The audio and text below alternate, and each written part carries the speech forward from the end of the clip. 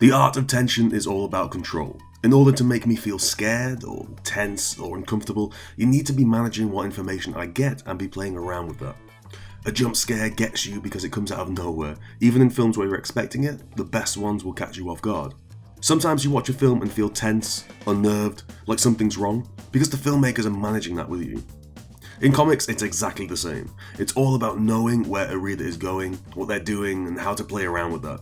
I spoke about building up to a horror moment in the previous episode with Chilling Adventures of Sabrina, but this time I want to dive into James Stokoe's Alien's Dead Orbit and show a few examples he uses in the book to craft and manage that audience response. He does it in three ways: with a page turn, with colour shifts, and a mix of vanishing points and detail on the same panel. You're watching Strip Panel Naked, I'm Haas, and I'm going to show you some of the cool stuff lurking in the pages of some of the best comics. So with a title like Aliens, you're going to walk in expecting some scares, sure, but they're managed and handled really well. Let's start with the first of those three methods I mentioned, which is the page turn. There's a great example around halfway through the book, and the page turn is always one of the best things you've got to work with in comics, because effectively it kind of works as a jump scare itself. If you want to check out the building to a horror moment episode for some more talk on it specifically, I won't get too much into it in this one, but the main crux is that it's one of the few times a reader can't jump ahead to a visual before you want them to on a page. They have to turn the page, and so you can hide an image behind that page turn. You've got this chap reaching for this burned head, and we turn the page and then the burned man is diving at him. What happens in horror films typically right before the jump scare? The sound drops out. Stokoe recreates that effect by bringing his balloons down. You can see how they're big, erratic, spiky balloons through the page, people screaming and shouting at each other. Then for the last two panels, they start to get more normal, quietening down. That small utterance by the burnt head being one of the smallest things you can see in this whole issue. What Stokoe likes to do with these moments too is stack them into a single tier, split halfway through a row. You get an example on the previous page, though there's no page turn, with the hands slamming against the case.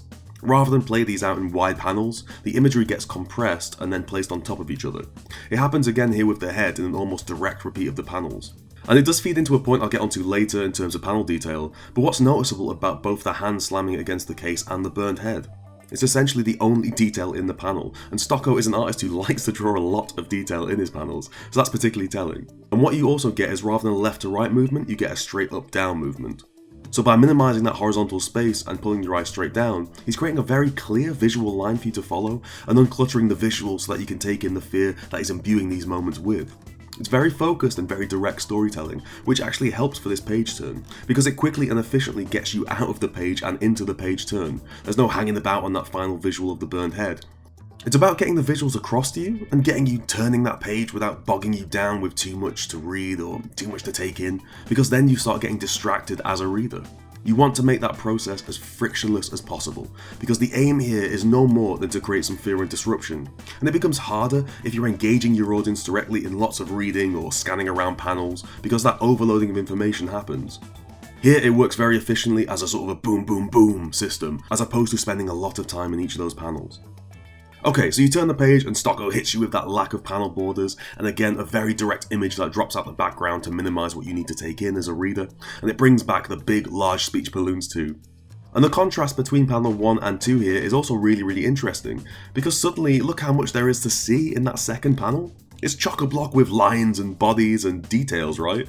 We're slowing the storytelling back down from the fast pace at the end of the previous page by giving you loads of stuff to look at. And that is a really important detail, because if Stokoe draws less in the panel, then you cannot get as distracted.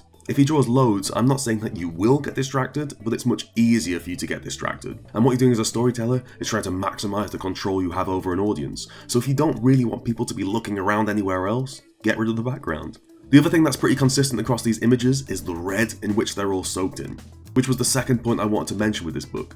Colour plays a pretty pivotal role, as most of the isolated, lonely moments in the book are resolutely blue. And blue is a very naturally cold colour, and that really helps with building the isolation. Across these two pages there's two examples of sudden colour shifts that Stokoe employs to create a quick snap change in the scene. The first comes on the left hand side of the page, and that's the one we'll take a look at. It's a transition from our lead staring blankly at where he thought an alien was, which is actually the third point I'll be talking about in a second, before a pipe bursts out and starts spraying steam. It's got the hallmarks of that previous example as well that you'll see, in that the detail drops out the background, and Stokoe adds those kind of manga-esque speed lines in the background's place to pull you in. But the big thing is the colour switch, right? It shows that comics can be a bit more interesting than you might be able to get away with in a mainstream film in terms of colour. Because if, say, like the film Aliens just suddenly had a shot of Sigourney Weaver and it just went bright red all of a sudden, it'd be super distracting. But here it works really perfectly. It adds in an extra bit of oomph to a panel that, if blue, may have just sat there and blended in with the page. Stokoe is willing us to extra notice something here.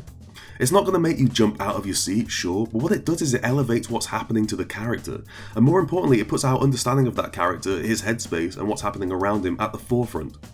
I'd argue that this isn't so much about making us scared, but making us feel the fear that the character has in the story. That's also very important because if he does it correctly, then we'll start to not just fear for us as a viewer, but to fear for the characters in the book. And the final point, which is my favourite I think from this issue, is how Stokoe manages a vanishing point and detail levels. A couple of pages previous, we've got this really cool sequence where our lead thinks he sees an alien, but actually it's probably just this air conditioning unit in the wall. It hinges on a couple of moments to make it work, but the main one comes on this page where initially he thinks he sees that alien. I said the page turn is one of the best methods you've got to make people a bit scared with the unknown, but you can't always do that. You can't just have all of those reveals be on page turns. You've got to fill up the pages with something else as well. So you've got to come up with an alternative, and this is one of the best things I've seen in comics recently, so I just had to talk about it. So the sequence is, this man walks through some corridors, he turns a corner, and there he sees an alien. Again, we've got that same technique where the row is split, it's two stacked panels, with a fear-inducing one shown below. Before we look at it, let's just see how much detail there is in these previous panels, right? There is tons and tons of detail. There's lines everywhere, pipes everywhere, even his suit is covered in creases. Stokoe is building stuff in these panels for your eye to look at. He's giving you distractions, as many as possible. And then you get the panel where he sees the alien, and mostly all of those lines change to speed lines. He brings in a single vanishing point so that all the lines in the panel go to the same place, right in the middle. And that's where the supposed alien is. And there isn't anything else vying for your attention here. It's extra helped by that hiss sound effect pulling you in, and again, this is where the real beauty of the panel comes from. It's not in your face or jumping out at you.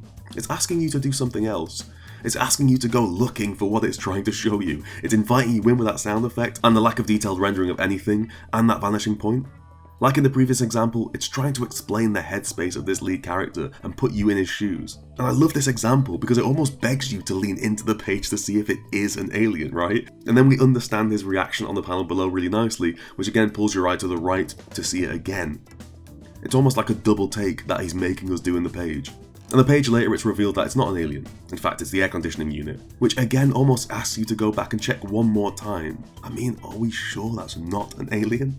It's a clever style change here because it's building a bit of playful tension rather than trying to create a jump scare, and that's even harder because we're doing it across this one page. And Stokoe so clearly draws the alien a few times in these pages, even in making it black and revealing the air conditioning unit to be a bit more blue-grey at the end. But he's throwing off our sense of understanding of what's playing out. He's changing our expectations, which is one of those pivotal things in horror, while also describing the mental state of the lead.